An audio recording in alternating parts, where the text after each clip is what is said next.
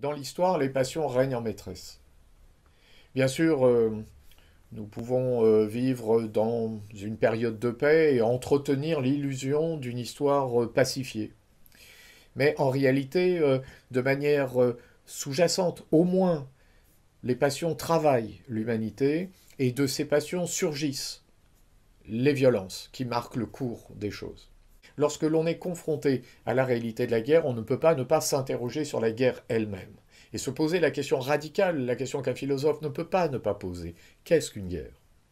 D'abord, on observera qu'une guerre n'est pas une simple rixe entre des personnes. Lorsque deux personnes s'opposent, lorsqu'elles entrent en conflit, le conflit ne dure pas. La rixe est un conflit qui ne s'inscrit pas dans une durée. Penser la guerre, c'est penser précisément la durée du conflit. Penser la guerre, ça n'est pas simplement penser une relation à l'espace. La guerre n'est pas simplement une opposition liée à quelque chose de territorial, même si le territoire joue, évidemment, dans la réalité de la guerre. Hein. Dans une guerre, on gagne du terrain ou on perd du terrain. Mais la guerre, c'est une réalité temporelle. Il n'y a de guerre que dans une durée. Il faut, pour qu'il y ait une guerre, que le conflit s'installe dans le temps. Or, précisément, cette durée du conflit n'existe pas entre des personnes. Suivons Rousseau dans sa démarche et essayons d'imaginer ce que nous aurions été si nous n'avions pas connu l'existence sociale. Imaginons que notre existence soit déployée dans une nature satisfaisant tous nos besoins. Laissons-nous porter sur les ailes de l'imagination et représentons-nous notre être comme un être satisfait par la nature, par hypothèse. Alors, si l'on s'engage dans cette représentation, ce qui nous apparaît, c'est que dans notre être, la société n'est pas inscrite comme une qualité distinctive. Nous aurions pu ne pas vivre en société. Autrement dit, par nature, nous sommes solitaires et nomades. Ce qui signifie que, par nature, il n'y a pas entre deux êtres humains de conflit durable. Dans la solitude, le conflit est très improbable. Et dans une situation de nomadisme, le conflit ne peut pas durer, ne peut pas s'installer dans le temps. Il n'y a pas de conflit durable entre les hommes. Et si l'on considère maintenant la vie sociale, ce que nous sommes, il n'y a pas non plus de conflit durable entre des membres d'une société. Il n'y a pas non plus de conflit durable possible entre des personnes qui constituent un ordre social, puisque dans la société, il y a des règles, il y a des lois qui s'accompagnent toujours et nécessairement comme loi juridique d'une force de coercition, de sorte que dans la société, le conflit entre personnes ne peut pas durer. Comment un conflit peut-il durer? Comment un conflit peut-il s'installer dans le temps? Une seule réponse, ici, par l'État. C'est l'État qui fait que le conflit s'installe dans la durée. Lorsque un homme se trouve en tant que militaire sur le champ de bataille, il obéit aux ordres, il accomplit l'action qu'il doit accomplir en tant que militaire, mais le fait-il simplement par sa propre volonté? On peut imaginer les soldats de la guerre de 14 empêtrés dans des tranchées, empêtrés dans une réalité guerrière très profondément meurtrière, douloureuse. On peut imaginer que ces personnes, passé un certain temps, n'aient eu comme seul désir que de cesser le conflit, que de cesser la guerre et de retourner à leur vie privée. Et pourtant, ils ne pouvaient pas le faire. Et ils ne pouvaient pas le faire pour une raison simple, c'est qu'en situation de guerre, quitter le champ de bataille, fuir, est un acte toujours potentiellement de désertion, et que la désertion, dans le domaine militaire, est passible des plus lourdes peines. Celui qui ne sort pas de la tranchée, s'il doit sortir de la tranchée, risque tout bonnement d'être fusillé. Donc, il n'y a d'installation du conflit dans la durée que par l'État. Sur cette base, il apparaît donc que penser la guerre, c'est penser l'État. Il faut en déduire que c'est de l'État, que du corps politique, que naît la guerre. On pourrait être tenté d'envisager la société politique comme une conséquence d'une violence naturelle qui aurait marqué l'histoire des hommes. On pensera ici à la thèse d'un Hobbes qui soutient que l'état de nature étant un état de guerre, les hommes constituent des corps politiques pour échapper à l'état de guerre qui menace chacun et dans lequel chacun risque de perdre la vie. Si l'on raisonne ainsi, c'est pour échapper à la guerre que l'on invente l'État, que l'on invente le corps politique, que l'on institue des cités. Alors, l'analyse que nous venons d'envisager, en suivant la démarche de Rousseau, à la fois dans le discours sur l'inégalité et dans le contrat social, si on suit cette logique-là, il apparaît que ça n'est pas pour fuir la guerre que l'on a inventé l'État. Il apparaît que c'est l'invention des États qui provoque l'état de guerre. Puisqu'il n'y a pas de guerre sans État, l'État ne naît pas d'un profond désir de fuir la guerre. En réalité, c'est l'État qui, toujours et nécessairement, provoque l'état de guerre. La guerre est donc une relation d'État à État. Il n'y a pas de guerre entre des hommes. Il n'y a pas de guerre entre un État et des hommes. Il n'y a de guerre qu'entre les États. Et sur cette base, ce qu'il faut envisager, c'est la distinction de l'homme, du citoyen et du soldat. Le soldat est là en tant qu'instrument du corps politique. L'ennemi, ça n'est pas l'homme. L'ennemi, ça n'est pas le citoyen. La distinction de l'homme, du citoyen et du soldat est essentielle. L'homme, c'est la personne humaine. L'homme, c'est l'être dont nous disions tout à l'heure qu'il est par nature solitaire et nomade. L'homme est un être qui se définit par la liberté. Et l'homme, par nature, est un être qui n'est pas citoyen.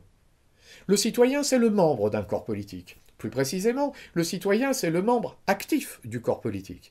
Le citoyen, c'est l'homme en tant qu'il est engagé dans les affaires de la cité. C'est celui qui, pour employer un vocabulaire rousseauiste, c'est celui qui participe à l'exercice de la souveraineté en tant qu'il participe à l'institution de la volonté générale et en tant qu'il exerce lui-même, en tant que citoyen, cette volonté qui est la volonté générale. Il est celui qui participe à l'institution de la loi, à laquelle ensuite, et en tant qu'homme, il se trouvera soumis dans la cité idéale. Le citoyen, c'est le membre du corps politique.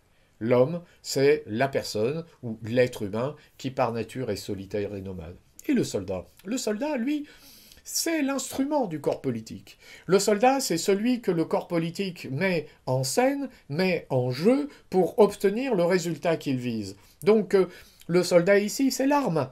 Il n'est pas là en tant qu'homme sur le champ de bataille. Il n'est pas là même en tant que citoyen. Il est là simplement en tant qu'instrument d'une politique.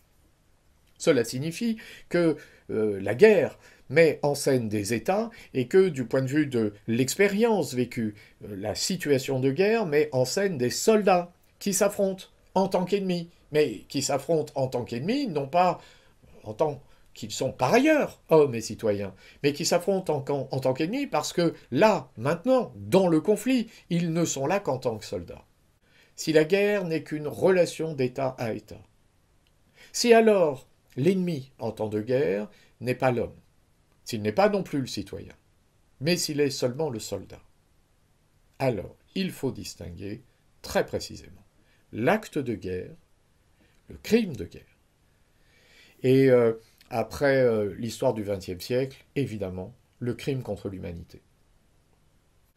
L'acte de guerre relève de la confrontation directe du soldat avec le soldat qui est l'ennemi en tant que soldat. L'acte de guerre relève de la confrontation directe d'une armée avec une autre armée. Le crime de guerre, c'est autre chose.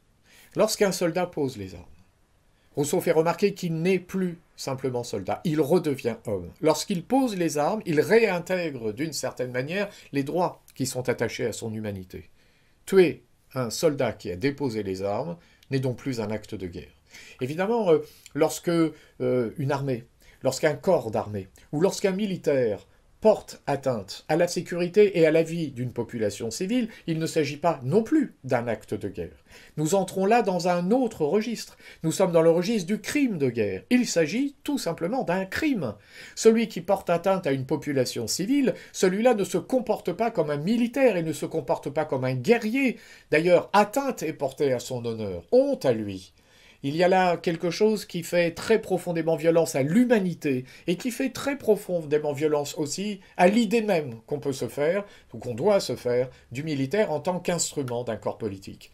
L'acte de guerre relève de la guerre. Le crime de guerre, c'est un acte qui est sorti du champ de la relation guerrière et qui entre dans le domaine de la violence brutale portant atteinte à la dignité même de l'homme. Il y a là quelque chose qui relève du crime pur et simple. Et évidemment, si l'on poursuit la réflexion, la distinction de l'homme, du citoyen et du soldat permet de distinguer non seulement l'acte de guerre et le crime de guerre, mais cette distinction permet de distinguer l'acte de guerre, le crime de guerre et le crime contre l'humanité.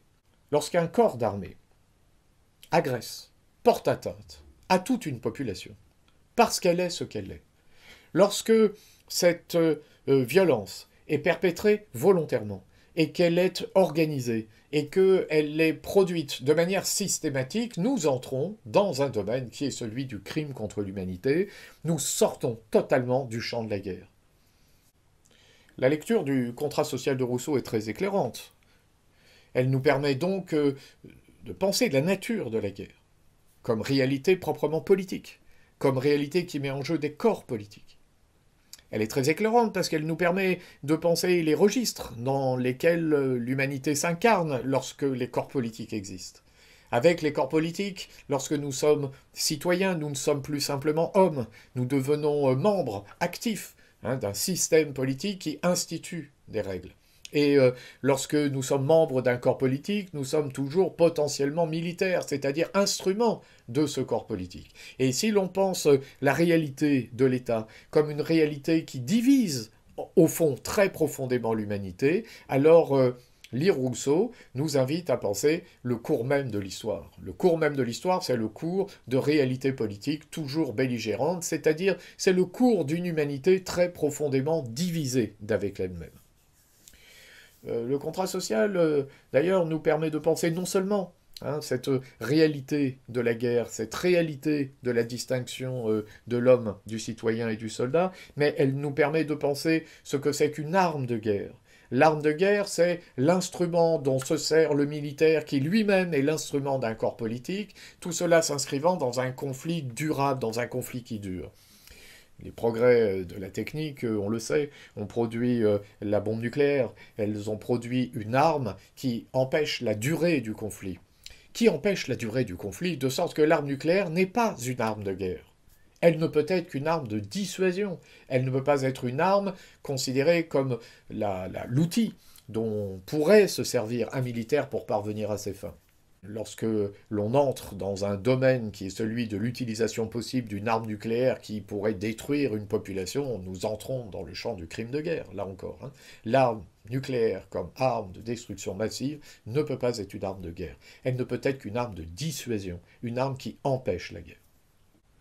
L'analyse que nous venons d'envisager là, qui permet de penser la nature de la guerre, cette analyse permet également de penser ce qu'il en est de la structure politique elle-même. Il n'y a pas d'État légitime qui soit fondé sur la force.